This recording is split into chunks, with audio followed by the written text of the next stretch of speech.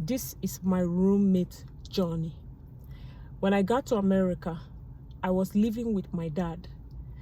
My dad is the one who brought us to America. At that time, there was an IT boom, and later there was a crash. So a lot of people in IT lost their jobs.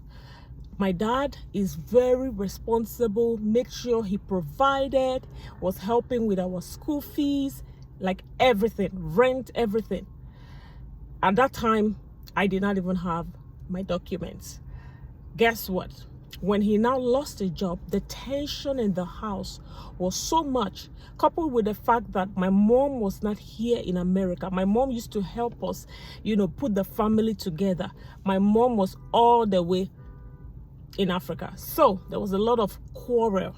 And I will later apologize that I'm sorry. I write a note and they will quarrel again. And most of it was him. He lost his job.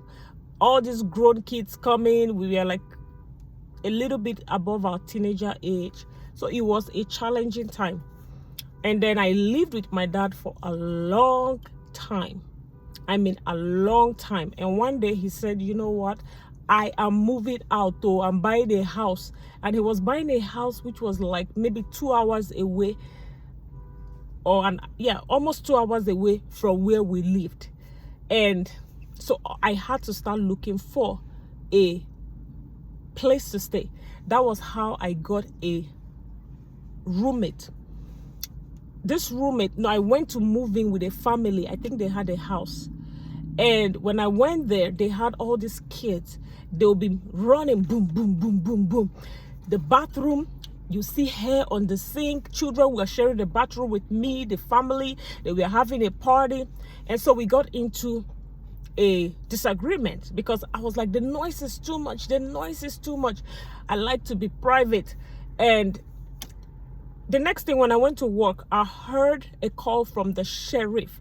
Hello, this is the sheriff. Your roommate has reported you. So immediately, I didn't even go back to live there. I said, I'm leaving today. I'm moving out today. I don't want to have anything to do with police matter in this foreign land. So guess what I did? I said, even if I have to sleep in my car, I don't care. But God is so kind. I believe it was that day or the next. I went on Craigslist, and then a woman said she's renting out a room. So I moved out that day, I think it was that day. After that sheriff call, I didn't sleep there that night. I just moved out. And then I went to live with somebody else. She had a house. The woman was nice, minded her business. But she had a dog that would poop in front of my room. But I was just okay there. That time I was working in a place that was paying $500 in 2 weeks.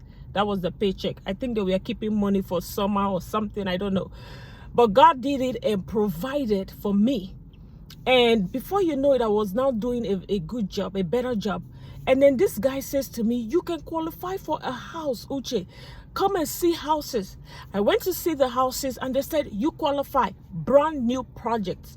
You qualify. Guess what I said? Let me first of all go to Africa. When I come back, I'll get the house. And when I wanted to go to Africa, I wanted to go for a long time. So guess what? The job said, we cannot hold your job for you. So that was it. I went. Guess what? I now had to move back to my dad's house. And I had to start looking for a job when I came back. When I even went to Africa, I realized, man, you need money. I was now looking for a job, and my dad was not happy. Me moving back to the house. My dad is very clean. The walls, he doesn't like stain, the chairs. When you cook, he wants everywhere to look a certain way. And by the way, we are grown now. And he wanted his children to be standing on their own. So there was a lot of tension again, you understand. But then I got another job again. When I got this job, I was still saying, I think I want to go to Africa for a long time.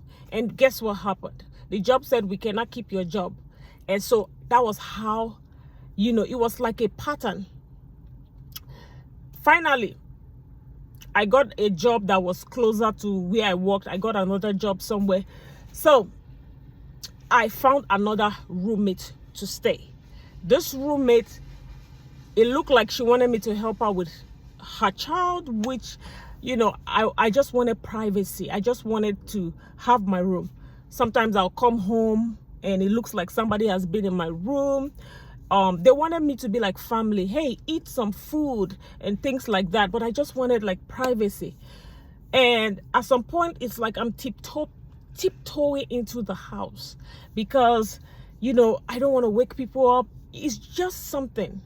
And it was always something. Hey, the light, turn it on, turn it off. But I lived there for almost 2 years. And one day the roommate says, I need the room. You got to go. Right there and there, I had to start looking again. And that was a place where when I used to close the door, the bathroom door, they were like the sound affects them when I close the door. Okay, so now I had to move again. I was actually grateful I had a place to stay at that time. I had to move again. This time around, because it was so urgent, I found a place with an idol worshiper. So she had her shrine there. They used to give bread to the idols. So it was not easy for me because of my faith, but I had to take off my shoe to go into my room. And that was what I passed through. And then there was a sort of spiritual warfare. Like I'll be cooking, I'll be hearing something that says, what are you doing here in the kitchen by this time? Because I'll be praying while cooking. People ask me, why did you do it? I don't even know why. At that time, I just needed a place to stay. And then, by the grace of God, I don't want to include other people in this story. By the grace of God, from there, that was how God helped us to get 1-bedroom apartment. And 1-bedroom apartment, it was a 1-bedroom where we paid almost $1,700 with utilities and everything. Parking is $65 if you want an assigned parking lot, or $25 if you don't want. So I lived there. I was relieved because finally I have my own kitchen to cook. We used to use one small mattress, like a secondary school mattress. So I passed through that season. I was relieved. So the neighbor would be like, our kids upstairs disturbing you. I'm like, I'm not even thinking of that. I was relieved. And then after that time, one day I went to church and I met a lady there that says, why don't you get a house? This time I didn't even think about it. With all I've passed through, I remember the other time they asked me to get a house I did not get. I was like, let's go for it. And by the grace of God, that was how we moved to a very, very beautiful place. Spacious, everything. That's my journey. When you see me dancing in the house, I'm just giving God all the glory. It's a journey of faith. It's a journey of process. If I could do it better, I would have said. Those times I was just, experimenting on some things, it would have been better to just, save money and just go for it. But I did not have the vision that time. I had other priorities. But on another note, it's good I also experimented. I did what I wanted to do while I was living with my dad, where I can just drop everything and just move, But yeah, to God be all the glory.